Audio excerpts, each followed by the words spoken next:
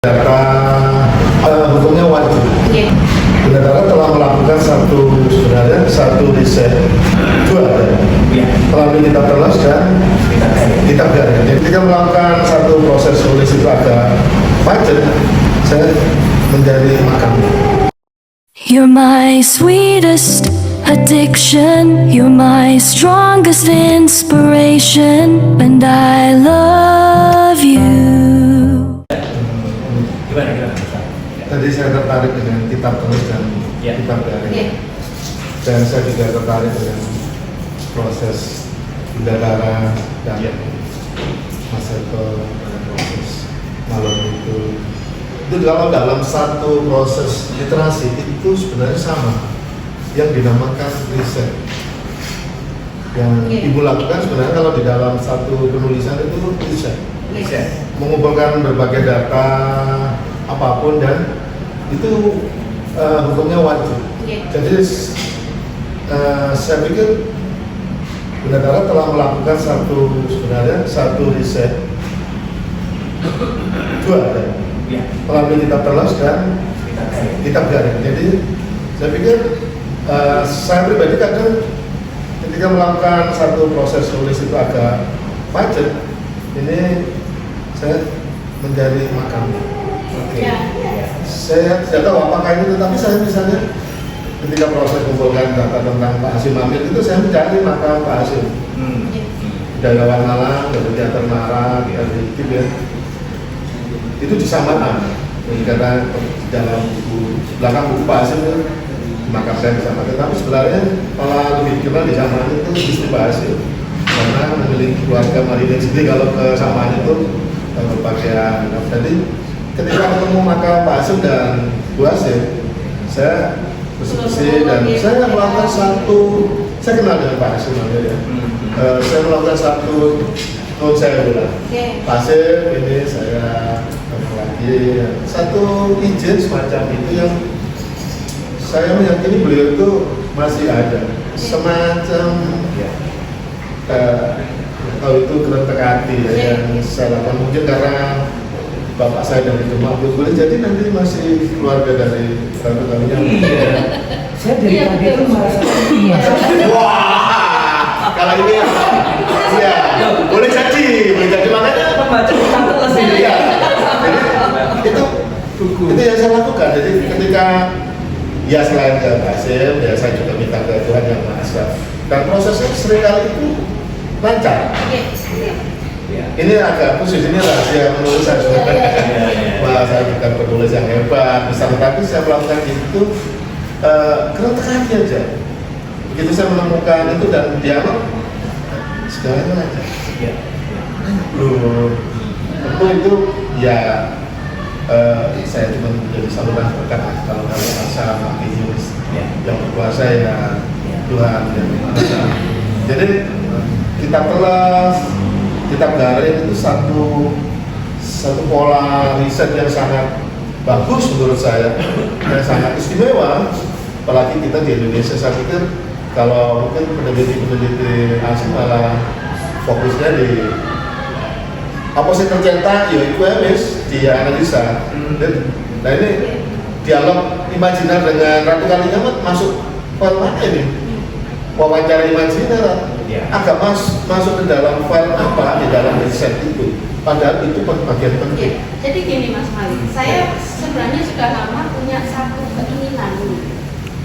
keinginan yang sampai sekarang belum terlaksana. Saya pernah mungkin bicara dengan Pak Wiki atau dengan akal lain dalam mencari data itu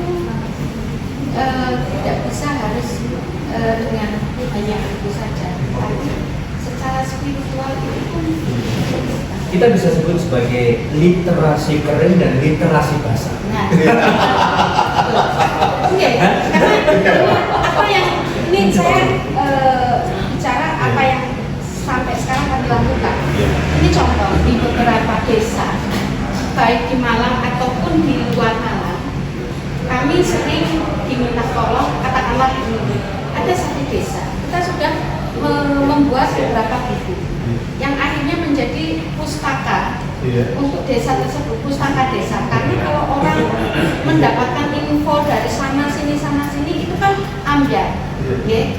apalagi jarene kono kan nggak pas. Nah, kita mengadakan penelitian nih, aku enggak. Biasanya di Ngantar, Rejon ini sekarang kita sedang satu ini ya yang saya nggak bisa kemarin baca. Infokan lebih awal. Satu desa, karena ada satu desa di Kebumen, namanya Desa Gianti. Desa Gianti ini di sana ada banyak petilasan. Pak Lurahnya semuanya nggak ngerti petilasan apa. Akhirnya minta tolong untuk pendekatan secara spiritual. Sebenarnya pendekatan secara spiritual ibaratnya itu ya melamun lah. Melamun datang ke sana. Kita telusuri, ternyata apa yang kita dapatkan bukan hanya kata kita, tapi akan kita pertanyakan kepada para sesepuh. Sesepuh itu dikumpulkan semua, jadi dari hasil apa yang kita dapatkan, kita pertanyakan, kita ini kan ternyata mereka, oh yuk gemit, kayak dia, gemit, jadi ada banyak tradisi-tradisi yang hilang. Karena waktu itu mungkin ada perubahan akhirnya tradisi-tradisi itu aku kan si nyembelih titik dorong tidak diadakan karena untuk musik sirik dan lain-lain. Ini tradisi yang sudah hilang. Atau tradisi ngapunten nyembelih disembelih umpamanya nggak boleh gitu kan, karena ini yang akhirnya sudah lama tidak dilakukan. Akhirnya kita mengatakan ini dulu ada sebuah upacara tertentu yang kita tanyakan, ternyata sesepuh itu mengatakan, bahkan bukan hanya sepuh tapi lurah-lurah yang dulu yang masih hidup, kita tanyakan, iya gue kayak anak kayak gue, kan? Ini ngomong bahasa apa gue? Gue kayak anak kayak gue, nah terus kepriben saya ya, ayo monggo kita cari waktunya, kita paskan, akhirnya akhirnya dari semua perjalanan itu kita membuat sebuah kegiatan apa itu ya, kegiatan bersih desa atau apa, mengembalikan kembali. Ini semangat detektifnya Nah, itu lebih lagi dari The Famous Five. Tapi begini, tapi begini Mas Malik, bukan hanya kata tembung dari saya, kata kita pertanyakan ke pustaka data. Pasti ada catatannya. Dulu di tahun ini ada seorang ini yang mungkin waktu itu mendapatkan semacam jabatan dengan jadi bukan hanya menurut kita tapi ada catatan dari data. Jadi akhirnya kami berani membuat satu buku contoh desa di situ dari mulai tradisinya yang dulu nggak ada sampai sekarang setiap surau ada sekarang. Tapi itu sangat selaras sama ini dengan buku yang dari mancanegara juga. Saya baca bukunya dari Edgar Cayce, Mark Thurston, judulnya Spiritual Awakening. Di Spiritual Awakening itu menceritakan tentang Edgar Cayce, seorang Nasrani mistikus. Dan dia itu kalau kita punya Joyodeya yang bisa membaca zaman, terus ada kalau di Eropa Nostradamus, Edgar Cayce ini dari Amerika. Kemarin waktu dia itu pernah saya sampaikan ya. Jadi ya betul. Tapi tadi terangkat kembali data-data, ya, terus situs-situs sebagainya itu sudah masuk dalam 10 ramalan besar dunia dari Edgar Cayce. Bahwa di dunia ini akan di akhir zaman bahasa dia itu bahwa akan muncul kembali data-data situs-situs bersejarah masa lalu.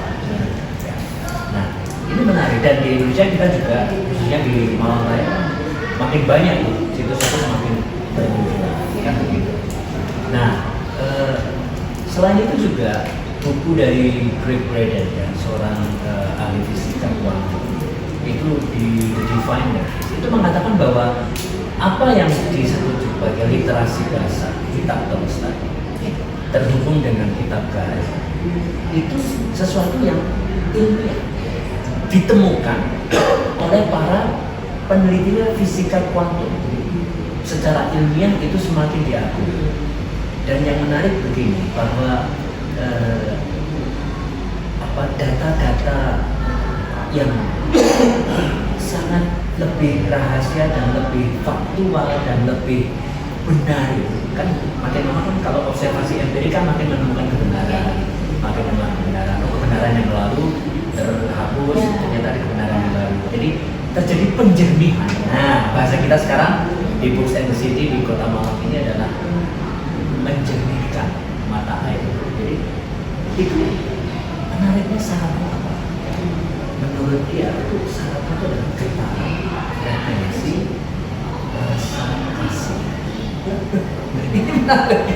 Jadi ketulusan, rasa kasih itu menjadi getaran frekuensi yang akan semakin membuka fakta-fakta baru, kebenaran-kebenaran baru, yang itu akhirnya sambung antara kitab teles atau kitab kering. Nah itu yang dilakukan. Ya. Nah ini menarik. Nah ini saya justru tertarik itu juga begini sekarang di sini. Kita kan ini ngobrol tentang wawasan barat dan timur nih, ya kan? Ya. Kalau apa namanya dari cerita tentang Rani Ahmad tadi, semangat detektifnya kalau menurut Mbak Kenyo gimana? Jadi membaca sejarah Nusantara kita, ya kan? Setelah Anda terinspirasi dengan buku-buku masalah Agatha Sydney. Ternyata Nusantara juga punya ini apa namanya sosok dan hal-hal misteri yang perlu dikaji. Kalau Mbak Kenyo ngobrol gini, apa inspirasi di benaknya dengan? Ya kalau ini kan beliau ini Bisa lebih mesra sama Mike. oh, oke, mungkin Ya. Jadi kalau beliau ini Jangan-jangan spirit radikalnya apa juga ada di Panjenengan. Radikalnya ini kan sesuatu yang dia betul ingin mengungkapkan satu kebenaran ya, gitu ya, dia yang mengungkapkan satu kebenaran. Kalau saya melihat, saya juga pengetahuan saya memang untuk Ratu Kalinyamat ini terbatas, pengetahuan saya jadi terbatas. Tapi saya waktu mendengarkan sedikit ulasan, menurut saya juga saya melihat kok Ratu Kalinyamat itu seperti ini beliaunya juga. Dan beliau sangat cantik. Dan sampai sangat kalau saya membayangkan begitu sangat sensasional sekali. Oh, pantesan. Iya. Pantesan. Membayangkan itu sudah. Oh, ya. Gimana ini? Iya. Jadi beliaunya ini saya rasa ingin mencari keadilan kan ya. Jadi karena suaminya dibunuh. Sampai di situ Topo Mudo kalau saya baca ya, walaupun itu mungkin hanya istilah atau apa ya, entah itu apakah dalam kenyataannya seperti itu atau bagaimana saya. Tapi bagi seorang wanita melakukan hal itu kan butuh pengorbanan yang sangat luar biasa. Dan ya ini sosok yang sangat ini ya, bagi seorang wanita dia sosok yang apalagi sekarang jadi pahlawan nasional. Baru tahun kemarin. Nah, pahlawan nasional. Nama yang nggak pernah kita dengar. Iya. Nama yang waktu SD saya nggak pernah, SD, SMP, SMA, kuliah saya nggak pernah dengar. Namanya era Kartini. Iya. Iya. Kalinyamat itu saya nggak pernah. Ya, memang mistik banget. Namanya bukan, nama aslinya bukan Ratu Kalinyamat. Oh, siapa Bu? Oh, siapa yang saya juga pengen tahu ya. Apakah Wulandari? Ini yang tadi saya kan nggak langsung. Iya, siap. Agak gimana gitu. Iya. Closing lah. Nah, beliaunya sangat paham sekali sejarah-sejarah itu, saya lihat sangat paham sekali. Tapi Sebenarnya saya yakin kalau Ibu Ratu Kalinyamat juga hadir di podcast oh ini. iya, pasti. Namanya siapa? Namanya siapa, Mbak? Retno Kencana. Oh, Ya. Kencana. Tapi begini Mas Malik yang dengan bilang bahwa akan hadir termasuk juga siapapun. Makanya kalau orang dulu ya ketika kita ini ngobrol begini dengan penuh passion ya, dengan penuh kesungguhan, ketulusan ya, itu jiwa-jiwa mereka orang dulu mana pada datang gitu. Kenarannya. Getaran. Ini kan udah merinding. Oh iya, pasti.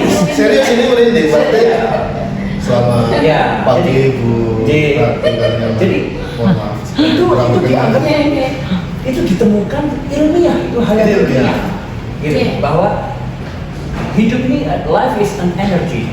Hidup ini adalah energi. Ya. Energi mereka ketika kita tulus untuk ingin tahu, sambung, tali rosok, Iya. sambung, itu mereka hadir. Makanya ketika seorang ketika apa namanya sedang berdialog dengan diri sendiri dan terhubung dengan para leluhur Deyo misalnya, bahwa mereka kemudian hadir di tengah mendekat seorang Deyo, itu jelas, itu memang sesuatu yang ilmiah dan itu memang akan terjadi. Kuncinya cuma satu, tetapi frekuensi vibrasinya adalah kejernihan. Kejernihan itu adalah ketulusan dan kasih kita. Nah, makanya merinding terus pagi ini, Iya. ya kan? Makanya saya salah satu pengalaman literasi yang sangat berkesan bagi saya secara personal adalah saya mendapatkan kesempatan ke rumah Pramudiana Tatur di Blora. Saya bersyukur sekali. Berarti bukan saya yang menemukan rumah itu, tetapi Pak Pramudiana Tatur memberi saya izin untuk ke rumah beliau. Itu beliau sudah meninggal dan saya ingat betul saya menyentuh seluruh bagian rumah Pak Pramudiana Tatur seluruhnya. Saya yakin bahwa di situ ada getaran. Ya. Saya ingin mendapatkan satu limpahan getaran literasi. Saya sangat meyakini itu. Jadi saya percaya dengan apa yang diucapkan oleh Mas. Jadi bahwa sebenarnya orang-orang masa lalu itu juga menempatkan getaran-getaran. Tinggal memang satu frekuensi. Artinya memang kalau mindset kita mutiara, kita akan menemukan mutiara dalam satu proyek, dalam satu circle. Itu sangat percaya betul. Semua itu berenergi, apapun itu punya energi. Baku apapun itu berenergi. Jadi kalau mungkin ini tadi kalau kita membahas satu kali nyama, independen, bisa jadi karena dan ada keyakinan bahwa memang beliau yang menemukan, beliau yang memberi kesempatan kita, independen memberi kesempatan kita untuk membuka edisi perdana podcast ini. Memang ada energi dua arah ya. Iya. Satu frekuensi. Dan mendunia. Terima Ya. kasih. Barat dan timur. Iya. Ya kan? Ini luar biasa. Tadi Rutin ya. barat dan Ya. timur. Saya mulai mikir kalau beliau berdua ini saling mengapresiasi dia. Berapa kali keempat mulai membaca-baca Lima Sekawan. Independen mulai pegang keris. mulai buat analisa tentang perjuangan beliau melawan penjajah Portugis dan ya saya pikir mungkin beliau berdua juga lagi podcast Tapi ini di alam sana. Iya. saya sebelum berangkat juga ibaratnya ambil pipa, saya angkat pipa, saya Iya. mau izin.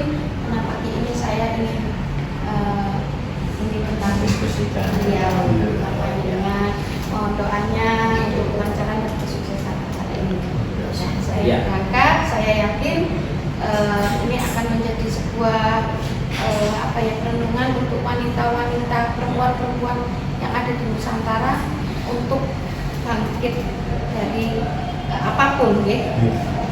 Dari ketertekangan diri, dari apapun itu untuk menjadi wanita perempuan yang berani dalam hal apapun, tetapi untuk sebuah kebenaran. Oke.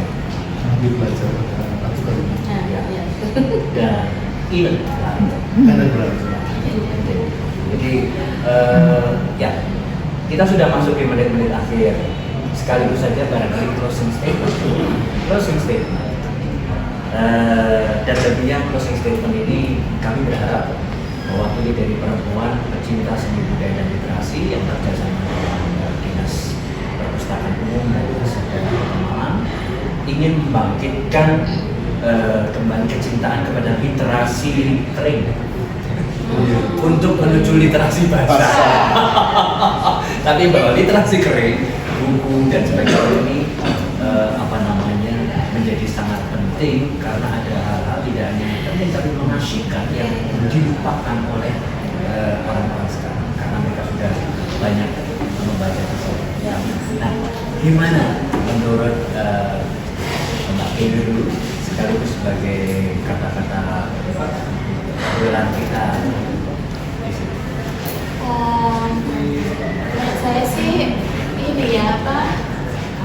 membaca dari buku sama membaca lewat, sekarang kan di internet sudah banyak kita bisa membaca, ada aplikasi-aplikasi yang kita bisa baca di situ. Filmnya beda ya, filmnya beda.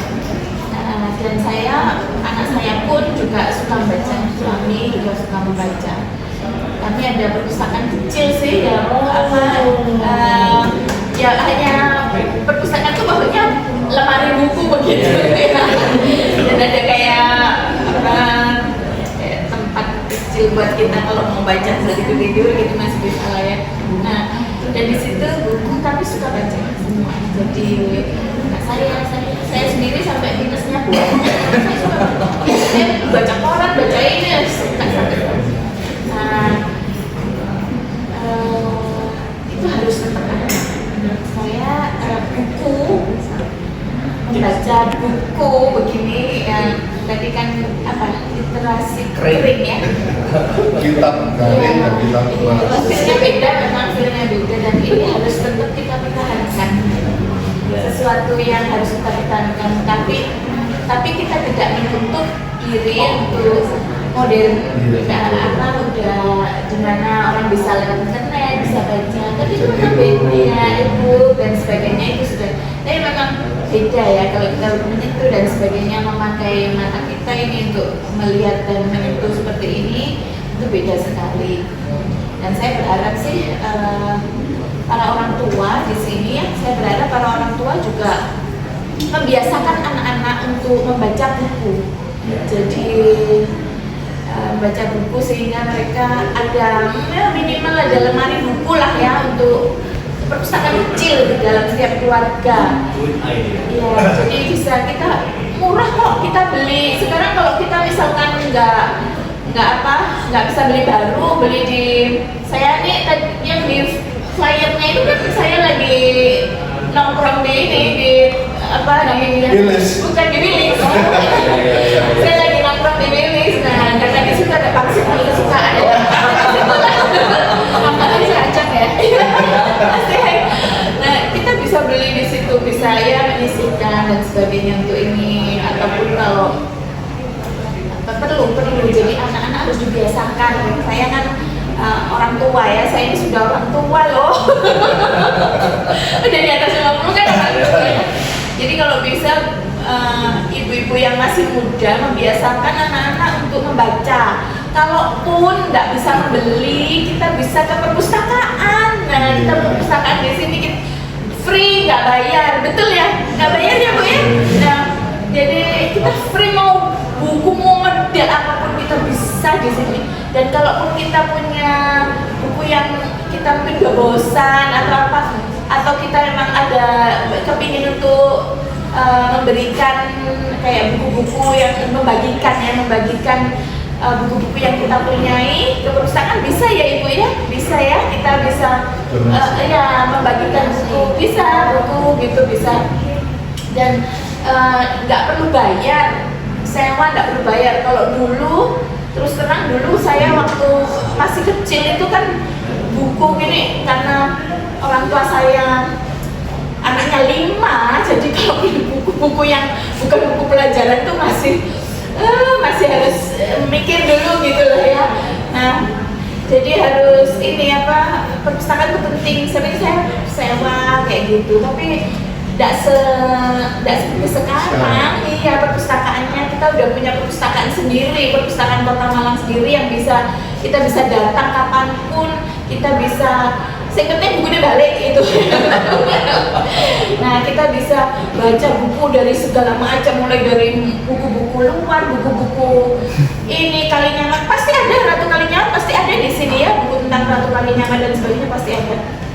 Saya berharap para orang tua yang masih muda di bawah saya, orang tua pasangan muda, orang tua muda itu bisa ngajak anaknya untuk mencintai membaca. Itu penting biar nggak gampang termakan hoax, dan melatih, walaupun kayak buku-buku gini kan buku-buku ringan ya, buku bacaan ringan gitu, tapi itu melatih